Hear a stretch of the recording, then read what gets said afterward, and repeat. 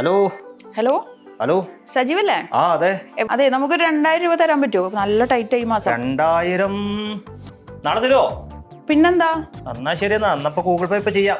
ഇപ്പൊ തന്നെ ചെയ്തോ, മറക്കല്ലേ? ശരി ശരി ശരി, ഓക്കേ. ആയിക്കോട്ടെ ശരി. ഹലോ ഹലോ, പൈസ കിട്ടിയില്ലേ? പൈസ ഇട്ടോ? നിങ്ങക്ക് തന്നെയാണോ ഇട്ടത്? അതെ, നിങ്ങക്ക് തന്നെയാണല്ലോ. ഇല്ലല്ലോ, കിട്ടിയിട്ടില്ല ഇവിടെ. പൈസ പോയോ? ഗൂഗിൾ പേ അയച്ചു കൊടുത്താണ് ഒരാൾക്ക് 2000 പോയി. അപ്പൊ കളഞ്ഞു.